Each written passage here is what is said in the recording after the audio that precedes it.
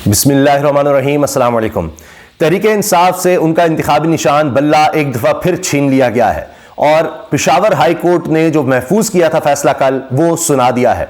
दिलचस्प बात यह है कि पेशावर हाई कोर्ट से ही पहले ये फैसला आया था, इलेक्शन कमीशन के फैसले को कलअदम किया गया था, मुअत्तल किया गया था बल्कि, और बल्ले का निशान दोबारा तहरीक-ए-इंसाफ को मिला था। लेकिन अब एक दफा फिर पेशावर हाई कोर्ट से ही दोबारा बल्ले के निशान छीन लिया गया है, इलेक्शन कमीशन के हक में फैसला आ गया है। लेकिन खेल अभी बाकी है।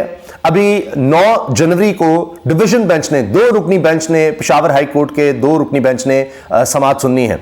इससे पहले जब पेशावर हाई कोर्ट से फैसला आया था तो आपने देखा कि तहरीक-ए-इंसाफ के मुखालिफिन की तरफ से किस तरह से पेशावर हाई कोर्ट पर हमले किए गए। इसमें ANP के रहनुमा हैं, इसमें JUI के रहनुमा है, नून लीग है, और बार बार कहा गया कि जी देखें अभी भी किस तरह से उनको सहूलत मिल रही है। यानी बल्ले का निशान छीनना भी इनके लिए लाजमी अब है कि अगर बल्ले का निशान रहता है तहरीक-ए-इंसाफ के पास तो ये जनाब आइन और कानून नहीं है, ये दुरुस्त नहीं है।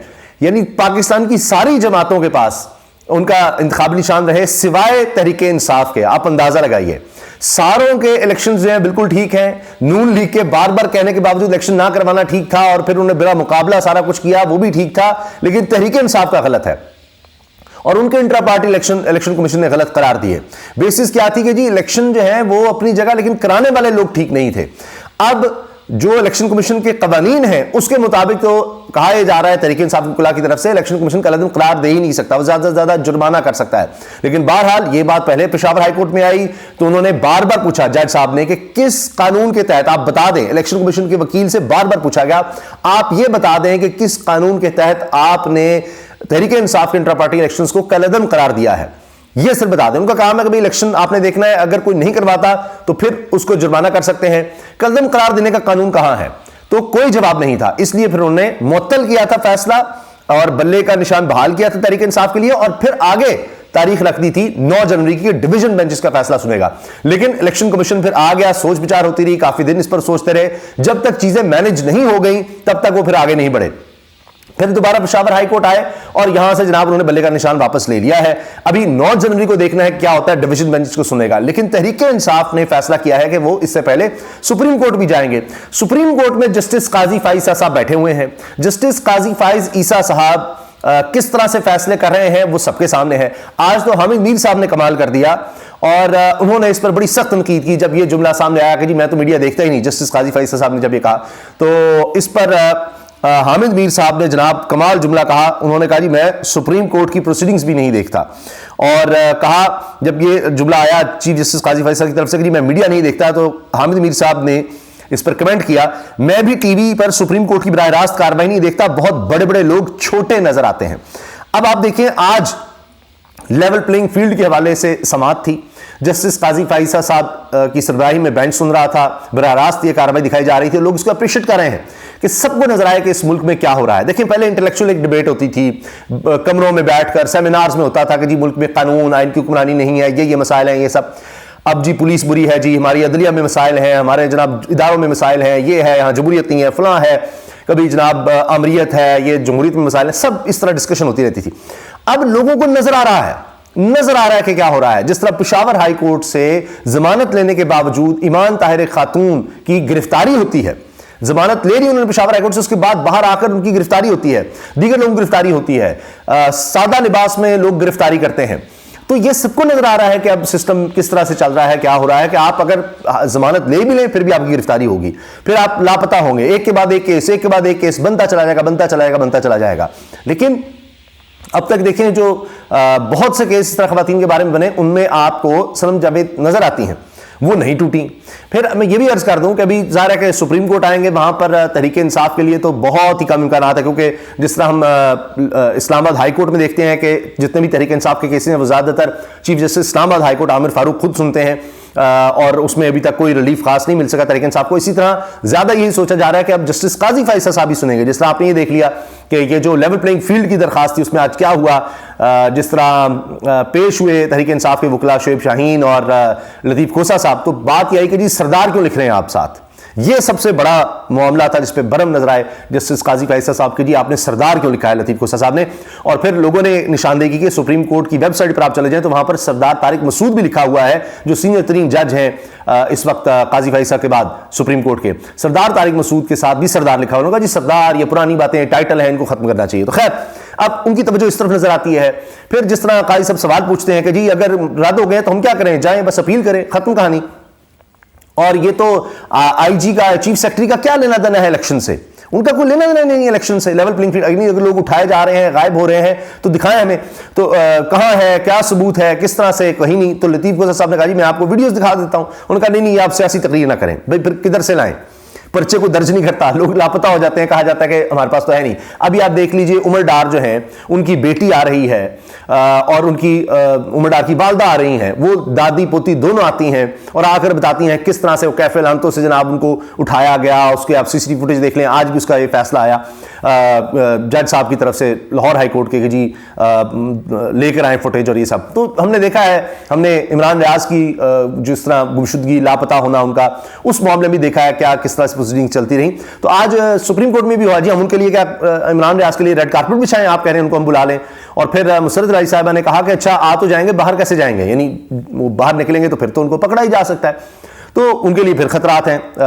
तो ये एक बेबसी है जब सुप्रीम कोर्ट के चीफ जस्टिस कहेगा जी हमारे पास कोई फौज तो नहीं है कि हम कोई प्रोटेक्शन किसी को दे दें और ये सब कर दें। तो लोगों को नजर आ रहा है कि किस तरह से सारा कुछ चल रहा है, किस तरह से सब हो रहा है। अच्छा, जो मैंने बात आपसे अर्ज करनी थी कि जनाब ये सारा हो गया मामला बल्ला छीनने का। अब आप देखें कि इसी को बड़ी जीत कह रहे हैं तहरीक इंसाफ के मुखालिफिन, कि वो सोच भी नहीं सकते इस चीज का कि तहरीक इंसाफ के पास पल्ले का निशान हुआ और वो इलेक्शन लड़ दें। वो हर तरह से उनको नजर फारिग हो गए। इतना फर्क कभी नहीं देखा पाकिस्तान की हिस्ट्री में। जो जमातें हैं, कोई भी सियासी जमात हो, उसको किसी एक जमात से, सारी जमातों को मिलकर किसी एक जमात से इतना खौफजदा कभी नहीं देखा गया। इतनी वाज़ेह उनको हार नजर आ रही है कि वो तो मुकाबला करने को तैयार नहीं है। परवेज खटक साहब के मुकाबले में कोई ना उतरे। ये वकील साहब भी कह रहे थे कि जी सबके पेपर तहरीक इंसाफ का कोई भी बंदा जो है परवेज खटक के मुकाबले में ना उतर सके, मुकाबला ही नहीं कर सकते। अब बल्ले का निशान अगर हुआ तो इलेक्शन नहीं होंगे, मैं आपको बार बार कह चुका हूं, यह फैसला हो चुका है। और अगर बल्ले का निशान ना हुआ फिर इलेक्शन हो सकते हैं। तो लिहाजा अगर बल्ले का निशान लिया जाता है इसका मतलब है कि इलेक्शंस की उम्मीद हो गई है।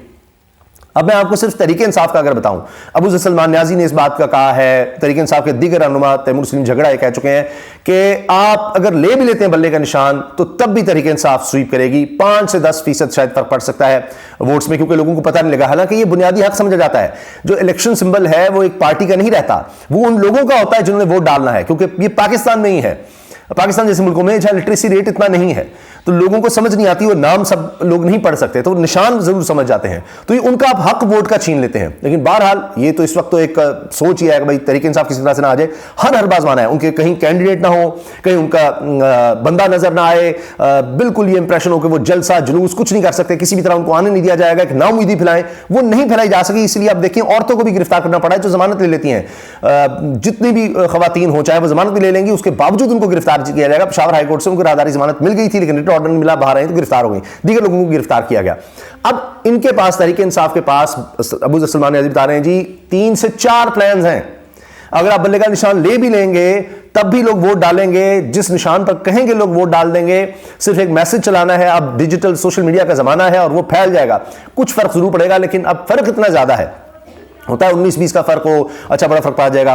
अब इतना ज्यादा फर्क है कि अब आप देखिए कि जनाब फजल रहमान साहब केपी की अगर बात कर लें तो कह रहे हैं जी हमें तो लेवल प्लेइंग फील्ड नहीं मिल रही।